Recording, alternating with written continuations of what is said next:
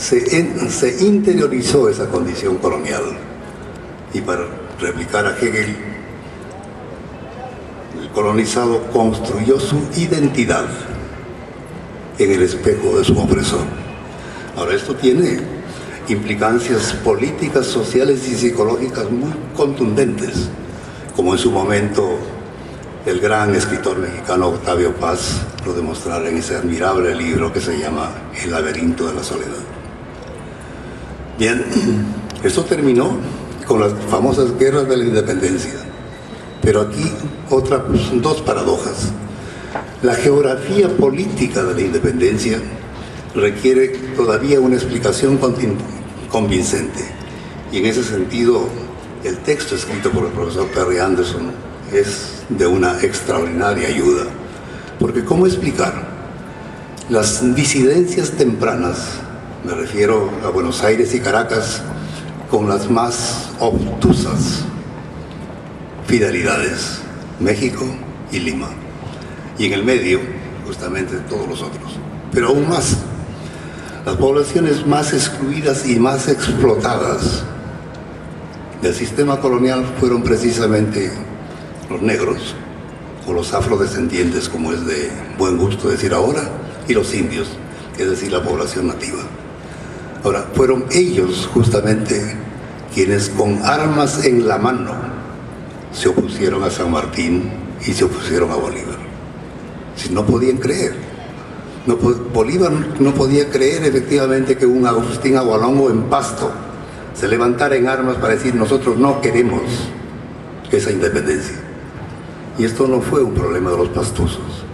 Acá en Iquicha, en 1827, es decir, apenas 3 años después de que se sellara, como dice la canción, la independencia de América en ese espacio sagrado, los iquichanos en 1827 se levantaron con armas en la mano para pedir el retorno de Fernando VII y en contra de lo que ellos llamaban con razón esa patria traidora.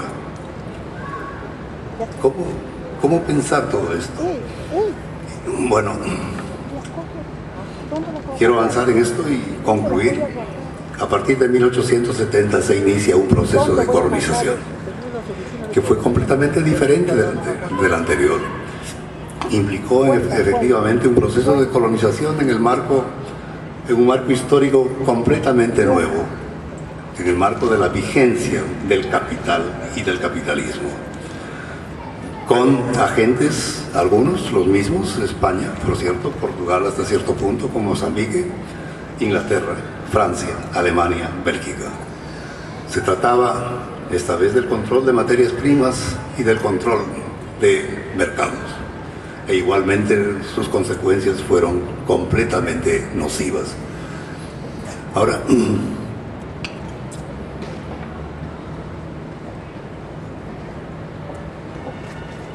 no se trata solamente de una dimensión económica, hay una dimensión cultural que fue efectivamente enunciada por vez primera por Edward Said en ese libro importante que se tituló El Orientalismo, pero que después continuó en otro campo de reflexiones.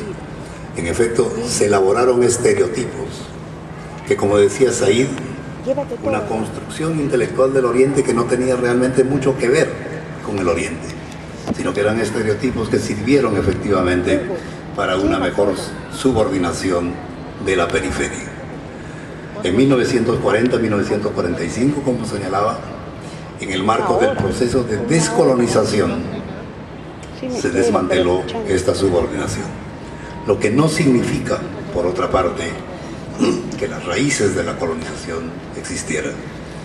Creo que Leopoldo Sea, que el gran escritor mexicano, desafortunadamente muerto, tenía razón cuando escribió en algún momento: América Latina, decía él, es un continente sin historia, porque efectivamente en la América Latina el pasado y el presente son una misma cosa. Y esto lo podemos constatar muy fácilmente. Y esa cuestión colonial, que aparentemente hubiera desaparecido luego de la liberación, que estuvo rápidamente entroncado con una cuestión nacional. Es decir, ahora la subordinación no era solamente una subordinación externa, sino una subordinación interna por parte de los centros más dinámicos. Y no es, por cierto, una casualidad que Pablo González Casanova, Octavio Paz, mexicanos, Rodolfo Stavenhagen, hayan tomado justamente la experiencia de Mesoamérica para reflexionar con profundidad sobre lo que ellos llamaban el colonialismo interno. Si ese libro que ha sido mencionado aquí tiene eventualmente la utilidad de ayudarnos a pensar en términos de otras coordenadas, el esfuerzo creo que habrá valido la pena. Y yo quiero finalmente expresar mis profundas felicitaciones a los compañeros, a los colegas de esta universidad por el extraordinario trabajo realizado, y quiero decirles que podrán contar con nosotros en todo este largo camino que han iniciado. Muchas gracias.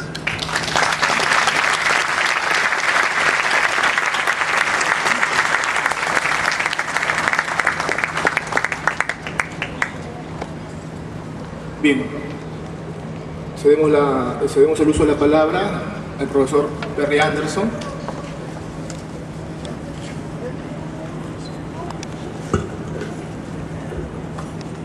Es un gran placer y una honra hallarme aquí en esta nueva universidad peruana tan prometedora y con colegas tan generosas, demasiado generosas, como Claudio y Heraclio.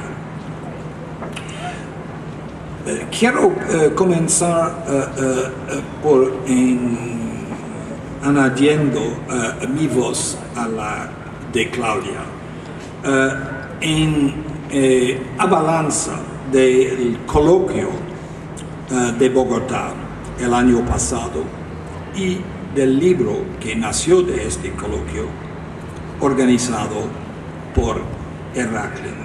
Realmente reunir tantos eruditos aquí en América Latina, 30 profesores proviniendo de todas las partes de este continente: Perú, Argentina, Colombia, México, Bolivia, Brasil, República Dominicana, Puerto Rico, y también de los metrópolis o las metrópolis, digamos, anteriores de Francia, Alemania, Inglaterra, Estados Unidos, Austria, España, Canadá, para no hablar de India y Senegal. Esto ha sido, creo, una hazaña extraordinaria, un evento intelectual, creo, único. Es decir, organizar un enfoque tan comparativo y tan aprofundizado del fenómeno colonial. ¿Por qué el coloquio y el libro que nació del coloquio? ¿Por qué concentrarse sobre la cuestión colonial? Se puede preguntar qué es la pertinencia de esta cuestión, de la cuestión colonial, para nosotros hoy en día. No es que vivimos en un mundo descolonizado, con casi 200 estados independientes en las Naciones Unidas, la abrumadora mayoría de los cuales han sido colonias en una memoria reciente. Ahora, para responder a esta pregunta, debemos, creo, distinguir 3 estratos o niveles del fenómeno colonial, de un punto de vista histórico. El colonialismo se puede definir, ha sido la forma más extrema de un proceso que yo diría inherente tanto al feudalismo como al capitalismo europeo. Es decir, el desarrollo económico desigual. Desigual entre regiones, desigual entre países, desigual entre continentes. Jamás se puede decir se han visto una expansión del feudalismo y aún menos del capitalismo que ha comportado un patrón de desarrollo económicamente igual.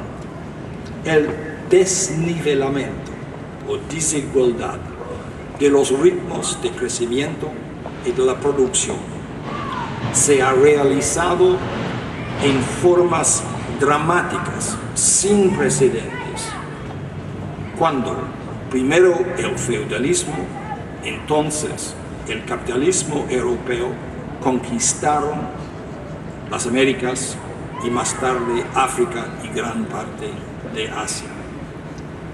Los metrópolis notoriamente drenaban la riqueza de las colonias con métodos de saqueo, esclavitud y explotación antes inauditos. Eso es el primer nivel del fenómeno colonial, una dramatización, una extremización del fenómeno del desarrollo económico desigual.